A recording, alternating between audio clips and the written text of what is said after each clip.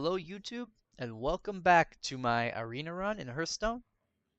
The last game didn't go so well. We didn't draw a single polymorph, even though we drew, what was it, 12 or 14 cards, and we didn't even get a single polymorph when we needed one, unfortunately. So we ended up losing that one. Unfortunately, if you don't draw polymorph, the deck really does run out of steam. Um, but hopefully this next game will go better. I feel like this deck could still get to maybe 5, 6 wins, despite the bad start. So we'll give it a try. Here we go with our next game. So I think that um, the the lack of polymorph draws was kind of really bad RNG for me. I think I drew 12 cards. So I drew 12 out of 30, and I have 4 polymorphs in there. I should get one every 7.5 cards.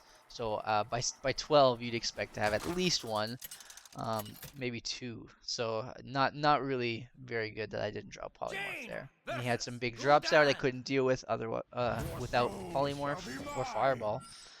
So really, I had 5 cards that could help me in the deck. So all right, this time we got pretty bad, but he's a warlock, so I am going to keep the sapper, just in case he does go for a lot of draw and he's trying to play handlock.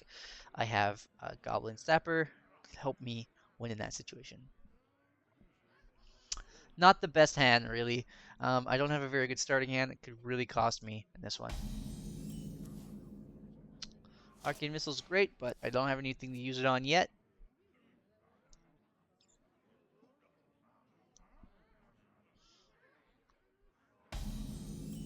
Okay, good. He didn't do anything. Um, I kind of want a Mana Worm here, but I kind of want to do that the same turn. Well, I'll save my Arcane Missiles and use it next turn maybe then. Really get him out so he can attack. Now he's got 7 cards in his hand. The Sapper looks really good. Nope, he's using 2, so he's going to be back down to 5.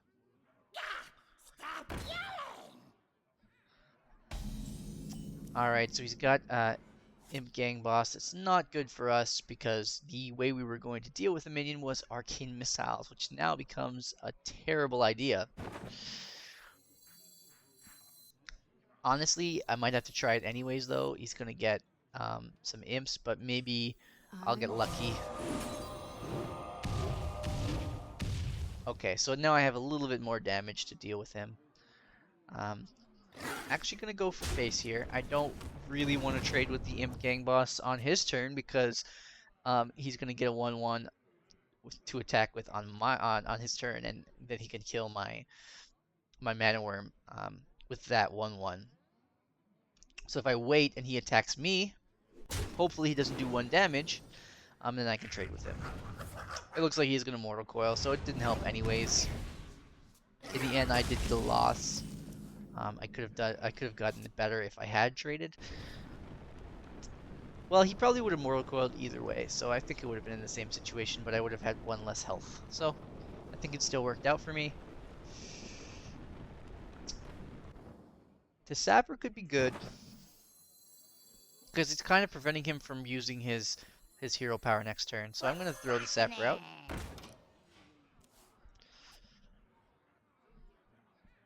So he's got to play at least 2 cards if he doesn't want me to keep that buff.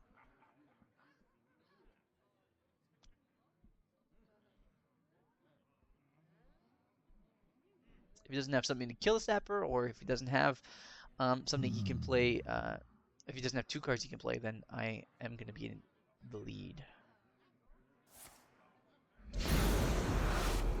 Nope, so he's going to trade.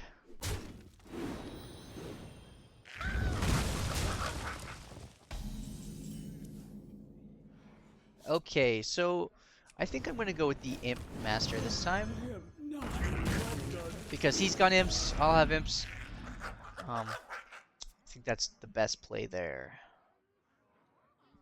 Next turn, I will probably polymorph, fireball, or water elemental and use my hero power. So I'm going to use polymorph on Voidcaller. I don't want him to get the effect. And I got another one just in case, so perfect. And we will trade the imp. Doesn't really matter. Having more imps could be considered better, but I'm going to go this way.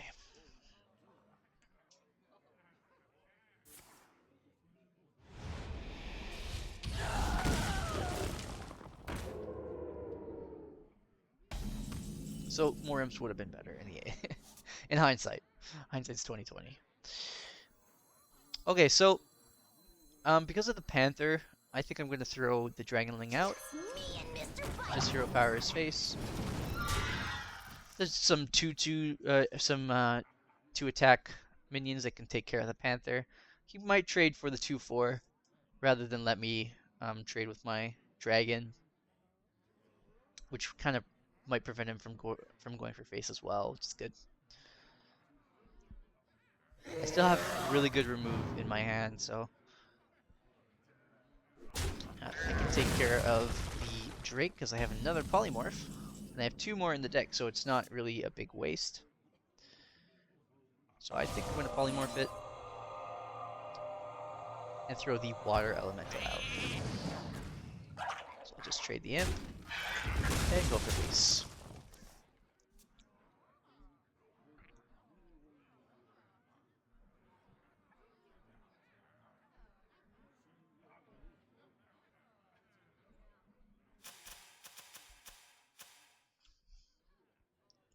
So we still have 2 polymorphs in the deck, so we're not too bad for a larger move, and we have the fireball in our hand as well. That was a good play. I'm going to fireball that. Throw my Spectral Knight out. I feel like I have a good lead now at this point, even though my hand's starting to kind of wear out. He's getting pretty low, and it's preventing him from using his hero power. Next turn, I can do 8 damage, which will get him to 7 health, and I can throw out a taunt and a divine shield. So I'm actually just going to throw out the Annoyatron, I think. I don't want him to mind control tech me. We'll do 8 damage, and we'll keep the other 2 minions just in case. Hopefully that's enough. If he doesn't have a taunt and he doesn't have a remove, we win. Even if he has a remove, he's still in a really dire situation.